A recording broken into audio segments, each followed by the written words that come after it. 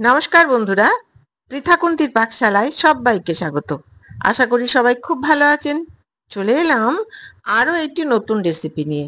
আজকে আমি করলাম আটার গোলা রুটি। অনেক সময় হয় না, আটা মাখতে ইচ্ছে করে না, বেলতে ইচ্ছে করে না, রুটি করতে ইচ্ছে করে না। সেই সময় এইভাবে গোলা রুটি করে দিলে কিন্তু বেশ লাগে খেতে। তাহলে চলুন আর দেরি না করে দেখিয়ে দিই এই গোলা রুটিটি আমি কি করে করলাম। তাহলে চলুন শুরু করি। একটা মিক্সিং বলে দিয়ে দিলাম 1 কাপ আটা, মেজারিং কাপের 1 কাপ আটা। এইবারে দিয়ে দেবো আন্দাজ মতো জল, দিয়ে এটা গুলে নিচ্ছি। আরো একটু জল দিয়ে দিলাম, প্রয়োজন মতো জল দিতে হবে। দিয়ে খুব ভালো করে মিশিয়ে নিচ্ছি।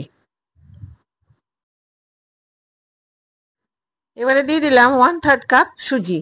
1 কাপ আটার জন্য 1/3 কাপ সুজি। আর একটু জল দিয়ে খুব ভালো করে এটা মিশিয়ে নিচ্ছি। আমার মা করতেন শুধুমাত্র আটা দিয়ে, আমি একটু সুজি দিয়ে দিলাম টেস্ট বাড়ানোর জন্য। খুব ভালো করে মেশানো হয়ে গেছে। এইবারে এটা ঢেকে আমি 10 মিনিট রেখে দিচ্ছি। 10 মিনিট হয়ে গেল, ঢাকনাটা খুললাম। দিয়ে দিলাম 2টো পেঁয়াজ কুচি, মাঝারি সাইজের 2টো পেঁয়াজ কুচি। দিয়ে দিলাম 7টা কুচনো কাঁচা লঙ্কা। লঙ্কাটা যে যার স্বাদ মতো দেবে। আর 1 ইঞ্চি আদার টুকরো আমি গ্রেট করে দিয়ে দিলাম। আমার মা যখন ছোটবেলায় করতেন না, যখন খেতাম খেতাম আমরা খেজুরের গুড় দিয়ে। এইভাবে পেঁয়াজ লঙ্কা আদা কিছুই দিতেন না। এখন ঘরে ঘরে এত ডায়াবেটিক পার্সন যে তাদের জন্য নানা রকম আলাদা আলাদা করে ব্রেকফাস্ট বানাতেই হয়। দিয়ে দিলাম স্বাদ অনুযায়ী লবণ। খুব ভালো করে এটা মিশিয়ে নেব। আরো একটু জল দিয়ে দেবো এবারে। দিয়ে দিলাম আরো একটু জল। কনসিস্টেন্সিটা হবে ফ্লোয়িং, প্রয়োজন মতো জল দিতে হবে। আরো একটু জল লাগবে, দিয়ে দিলাম আরো একটু সামান্য জল। দিয়ে খুব ভালো করে মিশিয়ে নিচ্ছি। কনসিস্টেন্সিটা দেখিয়ে দিই, ঠিক এইরকম। এটা তো হাতা দিয়ে স্প্রেড করা হবে না, এমনি ছড়িয়ে দিতে হবে, সেই জন্য ব্যাটারটা হবে পাতলা। এবারে গ্যাস অন করে একটা প্যান আমি গরম করে নিলাম।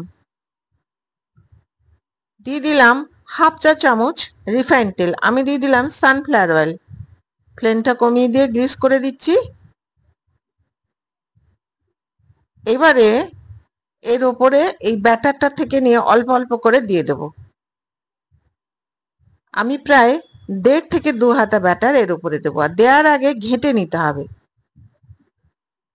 ফ্লেমটা আরো কমিয়ে দিলাম। দেখো, ঠিক যেমন দেখিয়ে দিচ্ছি এইভাবেই কিন্তু গোলা রুটি করে। হাতা দিয়ে স্প্রেড করা যাবে না, ঠেসে ছড়িয়ে দেওয়ার সময় একটা গোল আকার দিয়ে নিতে হবে, ঠিক এইভাবে।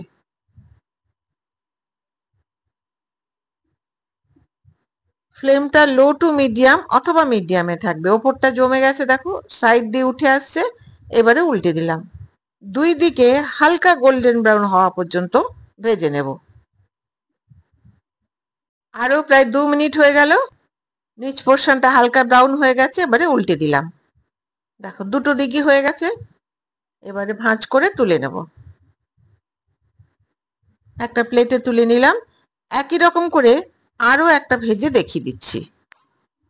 এবারে দিয়ে দিলাম 1/4 চা চামচ তেল। আমি দিলাম সানফ্লাওয়ার অয়েল, যে কোনো রিফাইন্ড তেল দিলেই কিন্তু হবে। একটু গ্রিস করে নিয়ে দিয়ে দিচ্ছি প্রায় 1.5 হাতা ব্যাটার। দেওয়ার আগে একটু নেড়ে নিতে হবে। আর যেমন দেখিয়ে দিচ্ছি এইভাবেই একটা গোল শেপ দেওয়ার চেষ্টা করতে হবে, কেন এটা দোসার মতো যদি স্প্রেড করতে যাই তাহলে এটা কুঁচকে যাবে। দেখো ঠিক এইভাবে। আর ফ্লেমটা কিন্তু মিডিয়াম অথবা লো টু মিডিয়াম, হাইতে কখনোই হবে না। উপর পোর্শনটা জমে গেছে। এবারে উল্টে দিচ্ছি। দুদিকে গোল্ডেন ব্রাউন হয়ে যাবে, প্রায় লাইট গোল্ডেন ব্রাউন। সেই সময় এটা নামিয়ে নেব। দেখো হয়ে গেছে, দুদিকে সুন্দর ভাঁজ করে দিলাম। দিয়ে এবার একটা প্লেটে আমি তুলে নিচ্ছি। কত সুন্দর হয়েছে দেখতে। একই রকম করে সবগুলো ভেজে নেব। যারা আমার চ্যানেলটি এখনো সাবস্ক্রাইব করেননি তারা প্লিজ সাবস্ক্রাইব করে দেবেন আর পাশে থাকা বেল আইকনটি প্রেস করে দেবেন যাতে আমার ভিডিও নোটিফিকেশনগুলো সবার আগে আপনার কাছে পৌঁছে যায়। আর যারা ফেসবুক থেকে দেখছেন তাদেরকে আমার চ্যানেলটি ফলো করার অনুরোধ রইল। দেখুন কত সুন্দর হয়েছে। আমি এই 6টা ভেজে নিয়েছি, কিন্তু যে পরিমাণে ব্যাটার আমি নিয়েছিলাম তাতে হবে 9টা গোলা রুটি।